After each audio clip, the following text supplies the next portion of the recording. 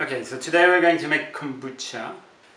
And kombucha is a fermented drink made with sweetened tea. So that those batches are ready to be bottled, and we'll do another batch. And it's fermented using a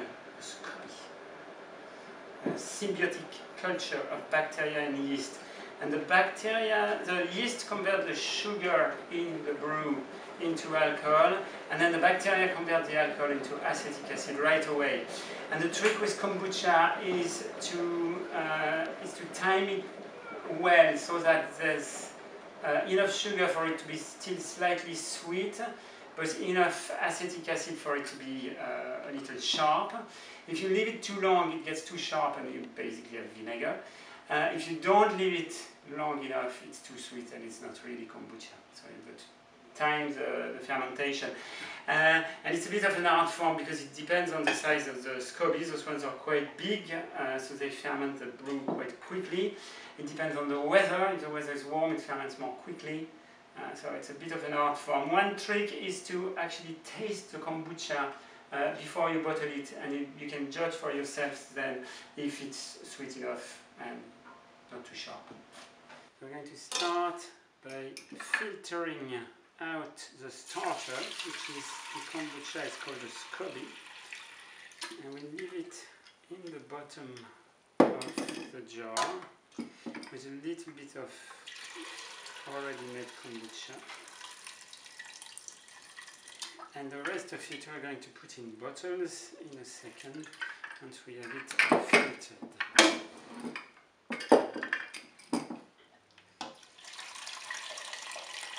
So that kombucha that's in the pot now could be drunk now, but it will be even nicer if we let it ferment for a day or two in the bottle with a little bit of flavoring.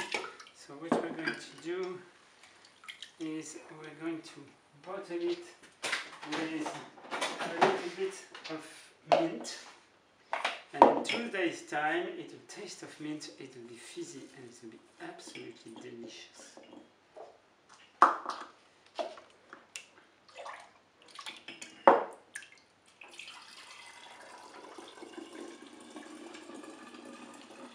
Very refreshing summer drink.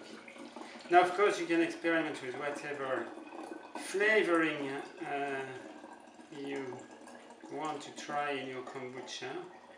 I particularly like mint, but I also use ginger quite a bit. As I said, you can experiment with other flavoring. So that is going to be put aside for a couple of days, or a day or two anyway, and in a couple of days it will be deliciously fizzy and completely ready to drink.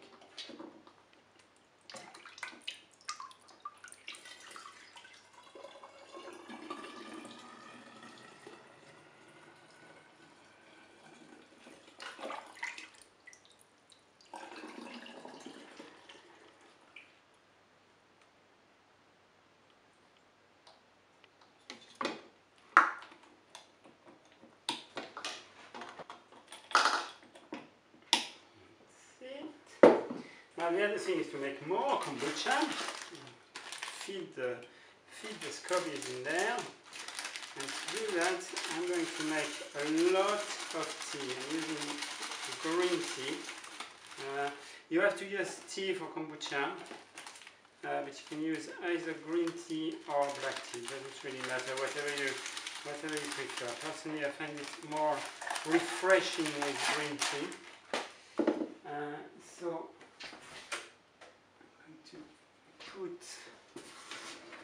and you have to put 80 grams of sugar, which is about one of these big teaspoons for every liter of tea. And because I have 4 jars, I'm going to make 4 liters of tea. I need 4 spoons of sugar, that's 400.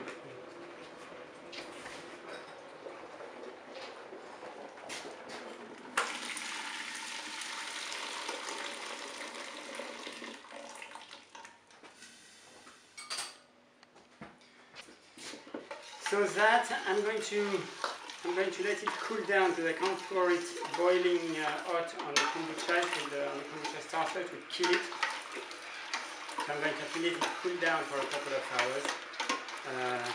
And in a couple of hours time and filter the green tea out and put it on the kombucha. Grate a little bit of ginger in the kombucha.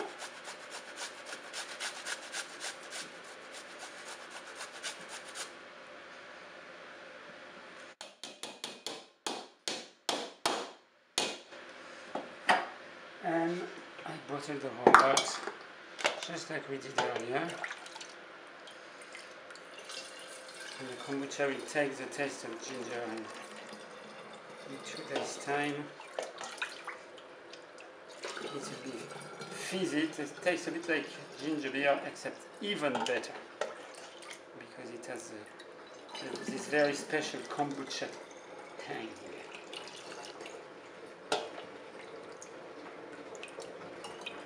Now if you want fizziness, you've got to make sure that the bottle is perfectly closed, because otherwise the CO2 from the fermentation escapes instead of staying in the bottle, and the kombucha never gets fizzy.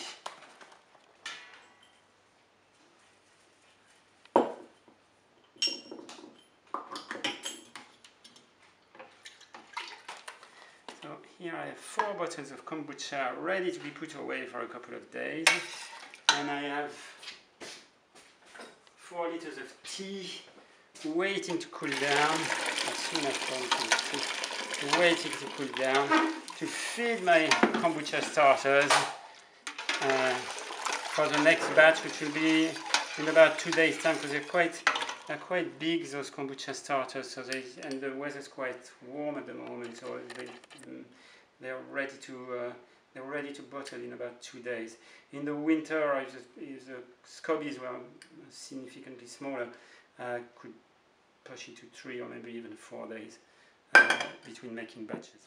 So before I put the sweetened tea with the SCOBY, I want to check that the temperature is not above 30 degrees.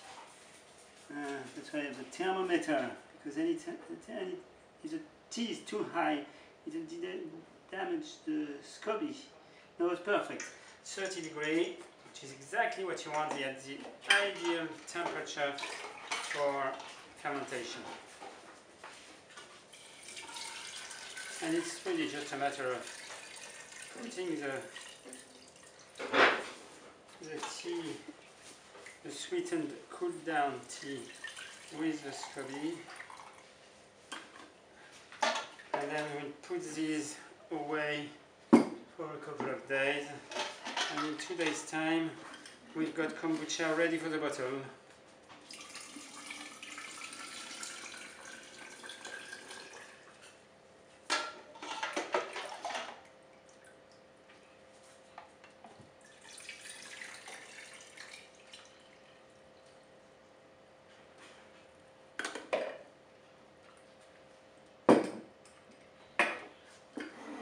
Important to keep the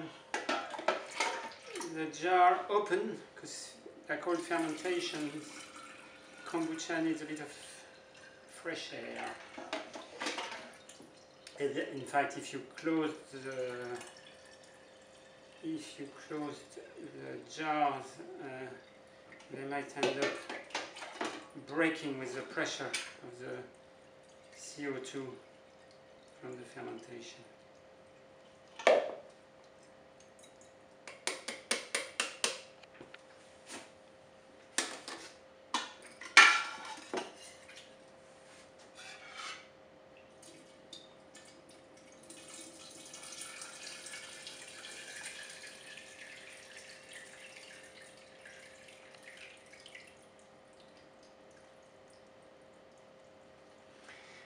And that's it.